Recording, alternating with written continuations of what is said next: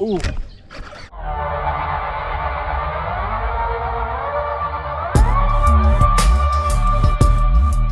Welcome back to the channel, everyone. My name is Lean. This is Lean's Outdoor Fishing, and we are back here in the garage doing another garage talk video on the boat. And today is a pretty cool, exciting subject to talk about, and that is topwater. And not only just topwater, but topwater in the spring. There's a lot of people that don't realize that you can throw topwater pretty early in the year. Yeah, it might be a little cold out, but as long as those water temps are in the mid 50s, it's game on for topwater, okay? It is game on, but there is a specific topwater bait we're gonna talk about today that is probably the best topwater bait to throw when it comes to the springtime for several reasons, and we're gonna talk about it.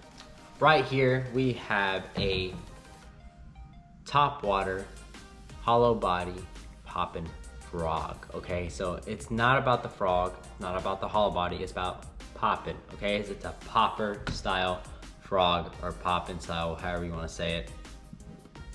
Okay, so it is a poppin' style topwater bait, okay? I throw the hollow body because once the weather starts warming up, I want to throw it in the grass, the weeds, as shallow as I can get it, and I like throwing it in open water as well. So I could do the both. I can work it in both options and remain with one lure at the same time, okay? So I normally don't throw a regular popper because I could do 2 in 1 with just this one. So that's just what I'm gonna do. That's my personal preference. But when it comes to the springtime, everything is gradually getting to wherever they need to go, okay? When the water starts warming up, fish start becoming a little bit more active, steps at a time, okay? You got spawns that are happening. You got the crappie spawn, the bass spawn, shad spawn, threadfin spawn. Everything is gradually happening. And I say gradually because when it comes to working a topwater bait, like the poppin' frog, this is why it excels. It's all about your cadence. It's all about how fast you work it. The colder it is, the earlier it is in spring, the slower you're gonna wanna work it. You're gonna wanna pop, and how hard you make it pop will dictate if those fish are gonna strike or not, depending on how cold the water is. So that, how hard you're popping it and how often you're popping it or working that bait is a huge factor in your cadence. So if it's real cold, you're gonna wanna be patient and just kind of like slowly slowly work that bait with long pauses. As the temperature starts to rise and the fish become gradually more active, they will, you could speed it up gradually. Everything's in steps. Look at this first example. I started this frog at a very slow pace, and this was, the first time in the morning. I'm trying to figure the fish out, and on the pause, this bass hit it. That told me one thing. They're still not going after that erratic movement. They're not going for they're not chasing something that's running away. Okay, they're not at that stage yet. And if you look at this second example, I picked up the pace. I made the flaw and the mistake of picking up the pace, trying to cover water because I became impatient, and that fish missed my frog.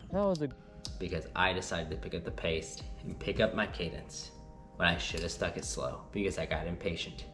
Now, let's talk about, now that we talked about the cadence, let's talk about why I'm throwing this specific frog. You can see it is a white and it's got a little purple, it's kind of iridescent.